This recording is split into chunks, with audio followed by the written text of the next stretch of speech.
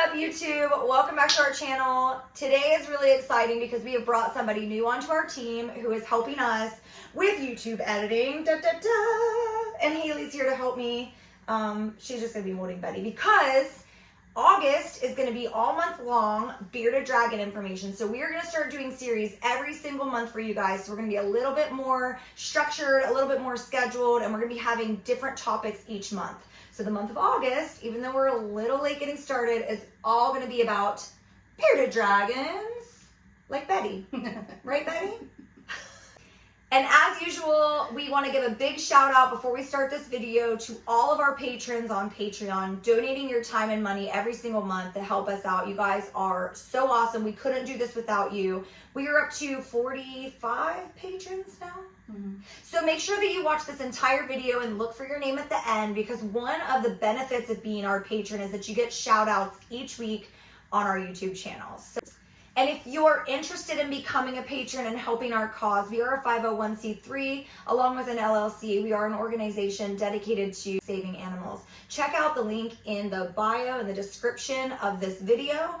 Click on that link and it will take you directly to all of our social media accounts, including our Patreon. And we greatly appreciate any donations, any merch orders, or anything like that. You guys are helping us out immensely. We are every day working towards getting our facility, which is our biggest goal. So thank you guys so much. Okay guys, another thing, we have some really exciting news. As you guys remember, we did a whole video on our expo that we ran at the end of June. Yep. We are having another one. We are hosting a Jungle Jam Spooktacular. It's going to be a little bit different than our last expo, but if you were at our last expo and you are ready to have some more fun with us, make sure you check out our expo in October. I'm going to pip in right now the flyer for the expo. It's going to be in Marietta, Ohio, just like the last one. You guys can check it out. Bring your kids, bring your whole family. There's going to be reptiles, there's going to be inverts, there's going to be mammals, there's going to be all kinds of fun, food, live music, bounce houses, the whole 9 yards. So make sure that you are following all of our events to come, and definitely check this one out because it's going to be a lot of fun.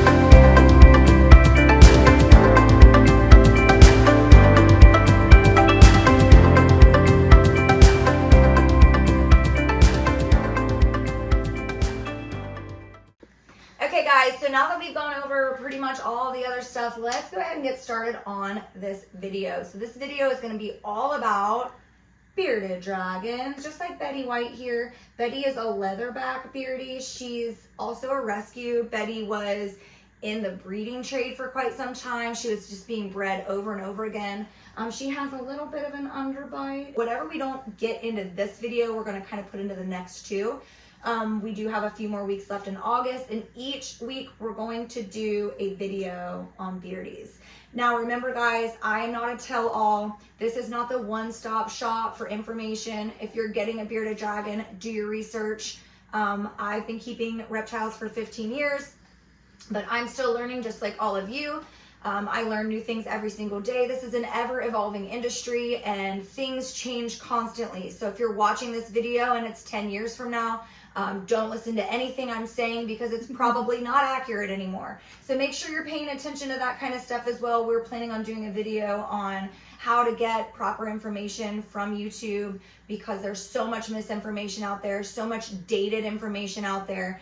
So make sure that you don't just stop here for research. Be looking everywhere for research. Again, we are not a one-stop shop to tell you how to care for your animals. This is just how we do things in our sanctuary, and it's what's worked for us. All right, so starting off this video, we want to talk a little bit about obviously the care of the bearded dragon as a whole, but we want to talk about enclosure, specifically the husbandry.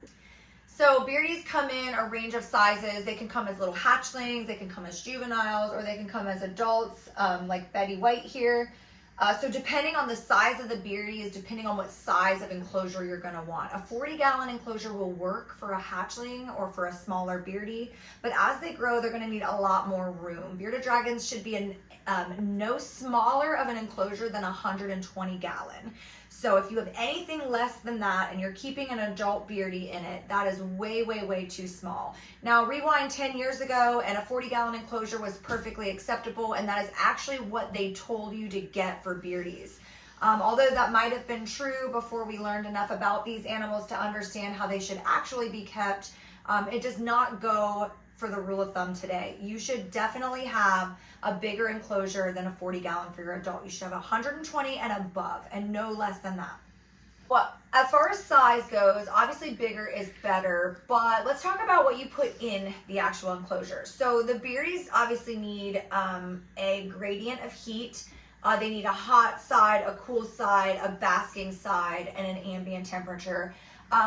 But we want to talk a little bit about substrate before we get into the temperature of the entire enclosure. A lot of people you will see using carpet in their bearded dragons enclosures, and while again this was okay about 5 years ago for bearded dragons, we are learning that the carpet actually holds a lot of bacteria. And they can get really gross really fast. Bearded dragon poo has a lot of bacteria in it that can make them very sick, and we'll get into those diseases in our next video. But just as a rule of thumb, you do not want to use anything that is going to harbor bacteria, and carpet really does that. As far as substrate goes, I know a lot of people successfully keep a bearded dragon with a mixture of peat moss and sand, etc. I recommend against that because one of the leading causes of death in bearded dragons is impaction. Personally, I don't have any substrate. I have a bare bottom enclosure that I can spray with chlorhexidine or F10, which is a veterinarian grade disinfectant, and you can find those regularly on Amazon for a pretty fair price. I use stones for their basking, and I do have soft blankets and stuff because bearded dragons love to lay on blankets. It's not a sponsored ad. Okay, so the next thing we're going to talk about is the bearded dragons lighting. This is extremely important. If you get this wrong, you could get everything wrong. Bearded dragons, like most reptiles, and I am a firm advocate on UVB, UVA usage in your reptile's enclosure. I believe that every reptile needs UVB, UVA, and depending on the reptile, depends on the kind of UVs that they need.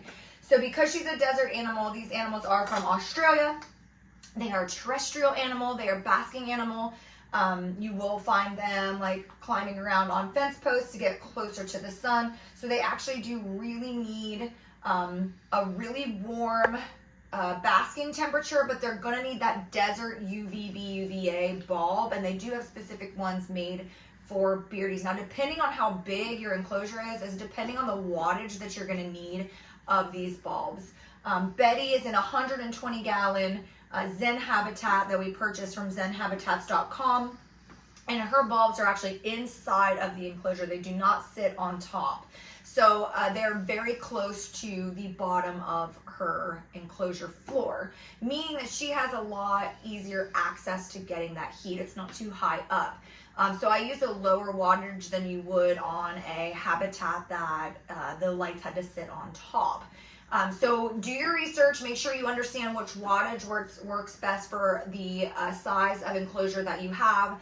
That's a whole topic that we could do an entire video on, but we are not going to do that in this video. You can further research that yourself. With the lighting, I do use a heat bulb, a basking bulb, and a UVB UVA bulb. Okay, we can pause that. Okay, so along with the UVB UVAs, you obviously do need like a basking bulb. That kind of gets the basking spot to be warmer. You want a gradient in your enclosure because reptiles can't thermoregulate like we can, so they need to be able to move to different temperatures in their enclosure in order to thermoregulate and keep their body temperature at a healthy point. So again, with the gradient, you're going to want a warm side so that when they get too cool they can warm up, and then you're going to want a cool side for the latter. So on their cool side, you're looking at about 75 to 85 degrees. It can vary a little bit. Obviously, this is not dogma. This is just like a generalized piece of information. The warm side, you're gonna go from anywhere from like 95 to 105, and then that basking spot is gonna be up there like 115, right? Basking spot about 115. Yeah, so the basking spot's the warmest spot in the enclosure. And as long as you have different points of gradient, what I use is called a thermogun. I basically can point the thermogun into the enclosure. You can get those on Amazon. I'll pip a picture right here. But those guns work out really nicely because you can see each point of the enclosure and what temperature every corner is. So Betty has kind of a middle basking area, but then all around she has a different gradient of temperature that she can go and get to. Something that I highly recommend against is using red lights in your reptiles enclosures. That goes for any reptile. Red lights are very dehumidifying, one, so they pull the humidity out of the enclosure, but two, reptiles can actually see red light just like we can white light. So reptiles are able to see that red light just as we would when we're out in the daytime. So they're getting that circadian rhythm that they need if you have red lights on during the night. I recommend using a moonlight bulb or a ceramic heat emitter. Those are like, they come in black and they can come in white, but they don't emit any light. They're just ceramic heat. Those work really well for bigger enclosures because they let off a lot of heat, and you can get those in 50, 75, and 100 watt.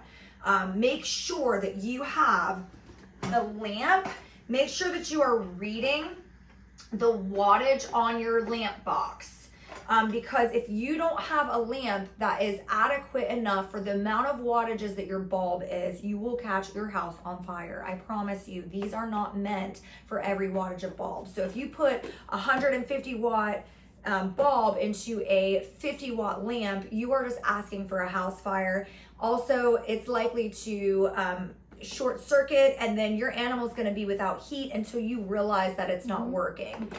So make sure that you're paying attention to, these are really nice. I get these on Amazon. They are super inexpensive and they can hold up to 150 watts of a bulb. So if you're looking for a good lamp, these also have a clamp. They can clamp pretty much onto anything. This whole month is going to be all about Beardies. So if you are thinking about getting a Beardie, or if you already have a Beardie, make sure you're subscribing to this channel so you can get all the updated information that we have researched on bearded dragons.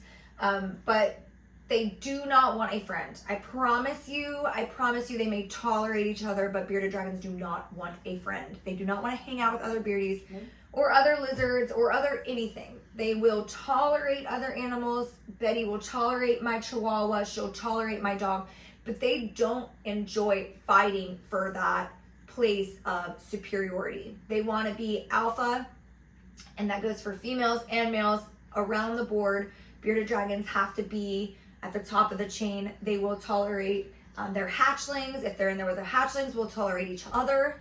But when they start to grow up, they get less and less tolerant of other things in their space, and it actually can kill your Beardie. So make sure that you are housing your Beardie completely alone.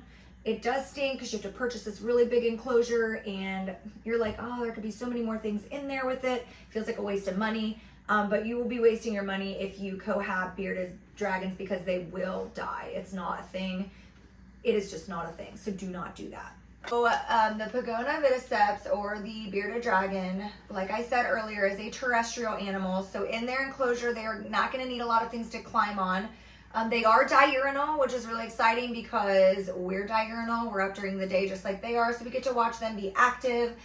They will interact a lot with their humans. Bearded dragons have shown a lot of interest in humans. They can actually bond with their humans, and they are a lot of fun to keep. Now that we've kind of talked a little bit about the husbandry and how to keep the bearded dragon, and if there's anything I missed, please comment below.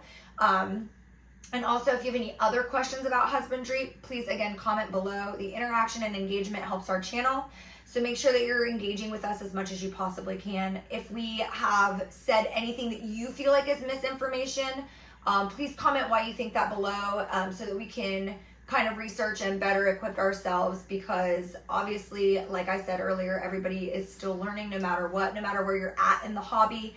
Because of the diversity and the constant evolution of this hobby, everybody is still learning. So if there's some new development that we aren't aware of, please make sure you comment that below so that we can better facilitate Betty. Next, we're going to talk a little bit about diet, because this is a really, really important topic. And I have seen several bearded dragons in the last year since I opened up my sanctuary who didn't have an adequate diet because the keeper was not educated on exactly how to feed their bearded dragons.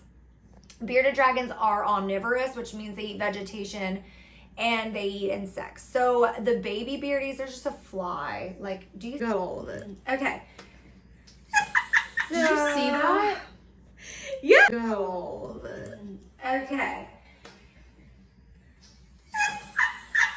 Did you see that? Through the camera. What? It. Nuh-uh. Yeah, it did. So infant, juveniles, young bearded dragons are going to be more insectivores than they are herbivores. They're going to eat a mostly insect-based diet. Dubia roaches, mealworms, superworms, crickets, things like that. Never feed your beardy dried bugs. Stop doing that. That is not a thing anymore in the hobby keeping. Quit feeding your reptiles dried insects.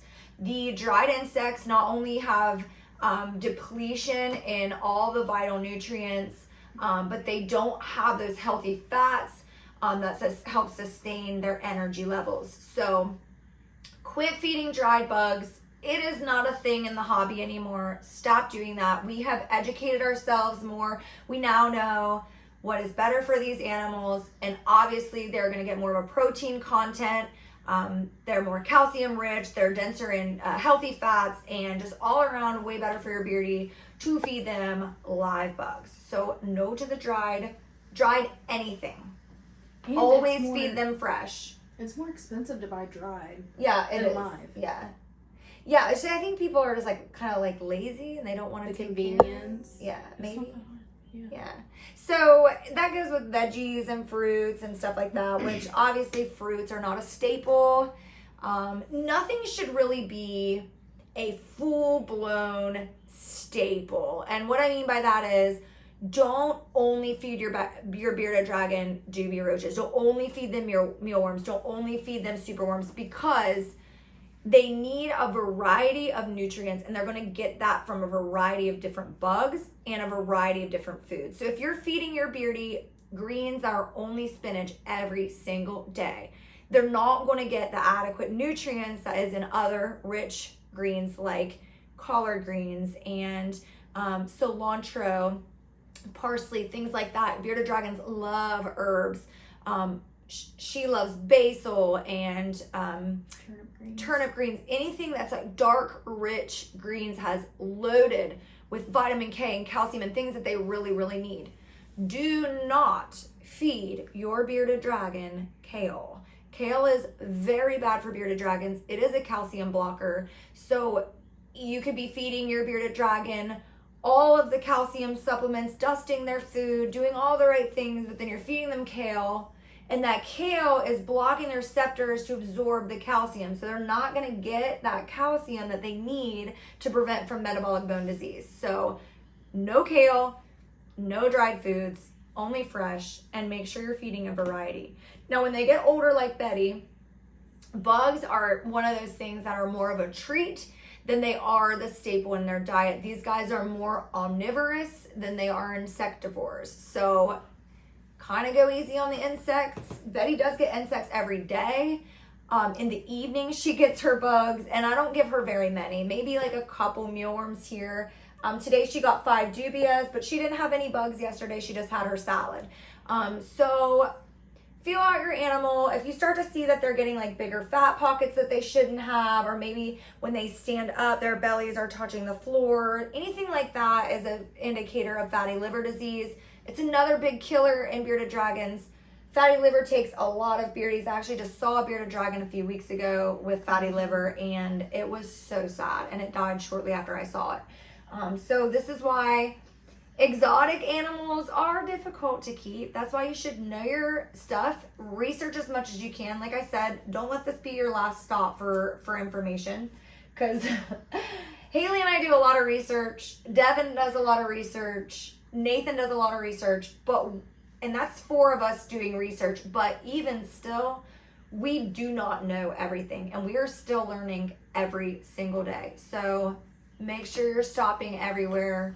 Check out, the Bearded Dragon channels. There are some beardy channels that are strictly just for beardies, and that's where you're going to find more intricate information than what I have here. We keep a lot of different animals, so we can't focus solely on one thing. Unless we do series like this month is a series of bearded dragons, but even in a month of doing bearded dragon information, we won't even scratch the surface of the information that you would need to know to keep them yourself. So the last thing we're going to touch on in this video is going to be hydration. How do you hydrate your beardy? One of the biggest questions I get all the time is, how do I teach my bearded dragon how to drink? It won't drink from a water dish. Okay, well, bearded dragons are a terrestrial desert animal, so they come from a very dry climate area. Water dishes, it's not something that I recommend putting in your bearded dragon's enclosure. One, the humidity can give them a respiratory infection. If the lights are pulling that moisture up out of the water dish, the moisture is going all through the enclosure and your bearded dragon is breathing it in. Bearded dragons should not be breathing in humidity because obviously they are a desert dwelling animal. So what I do for my beardies is every day Betty gets a bath in our bathtub. I fill it just a couple of inches. And she, not only does she poo in there, she poos and she pees in there, but she also can get a nice, healthy, chug of water if she's thirsty. A lot of times she's not, she'll just soak. Fortunately, she poos after she drinks. She knows when she's going to poo and she knows not to contaminate her water. They're smart animals. When your bearded dragon drinks, they're going to put their head down into the water like this. The water level is going to hit them right about here where their nostrils are out. And they're going to pull water into a pocket that dwells right below their chin. If you pull your bearded dragon out while this is full, you're going to drown it. Your bearded dragon is going to lift its head back like this, and all that water is going to go down where it's supposed to. If you mess with your beardy before the water has exited that pocket, you will drown your beardy. So make sure that you are watching the body language of your beardy, and after its bath, you have waited until it has completely finished its water, so that you don't drown your beardy. That's not a good thing. We do not want that. So, And they'll get water from their diet. Yeah. The foods. Yes. Oh, and something else that you want to add into your bearded dragon's diet before I forget, this is a huge one. Bearded dragons are notorious for getting mouth rot. Mouth rot is where you're going to see crust all around their mouth. They have an excess amount of saliva. Maybe it looks brown. When you open their mouth, their teeth are kind of yellowing or browning. This is mouth rot. This is caused from soft foods like fruits. Maybe they are on an all bug diet and they shouldn't be. The older they get, the more you have to take care of their dental health. I recommend chopping finely chopped carrots, finely chopped sweet potatoes, acorn squash, butternut squash, any kind of really hard vegetable or gourd. That is going to rub on those teeth and help to keep them clean. Soft foods are going to contribute to the rot of their teeth, and those hard foods are going to contribute to the dental health of your bearded dragon. So make sure that they're getting a lot of those things in their diet as well. Again, there's a lot to keeping bearded dragons, so make sure you're doing all of your research. Again, don't just stop here for research, because there's a lot of things I'm sure I missed, and after I end this video, I'm gonna think, oh my gosh, I should have said this, that, or the other. So keep researching. Bearded dragons are such a popular pet in the trade. Everybody's got one anymore. Most people are incorrectly keeping them. So don't stop here. Keep researching. Tell your friends. If you know people with bearded dragons, make sure that they're doing the research as well, because nobody wants to accidentally abuse their pets. And that is what we're seeing happening constantly in the reptile community, is people improperly keeping, and it is considered abusive. So make sure that you are properly keeping your animal. Do as much research as you can. Take care of your animal the best way you can. This is 2023. We have access to videos like this one. We have access to the internet. And we have forums where you can ask questions and get answers and do as much as you can. So again, shout out to our patrons. Shout them out. Shout out. Haley didn't know she was going to be talking in this No. video. What was I saying? Again, what was I saying? Oh. Is the fly gone? No. Is it near? It's somewhere because she sees it. So again, shout out to our patrons. Thank you guys so much for contributing to our organization. We are pushing forward, doing some really awesome things. And don't forget to check out our upcoming events. Make sure you click the link in the bio and the description. And don't forget to subscribe, like, and comment on this video. And we will see you guys back here in the next one.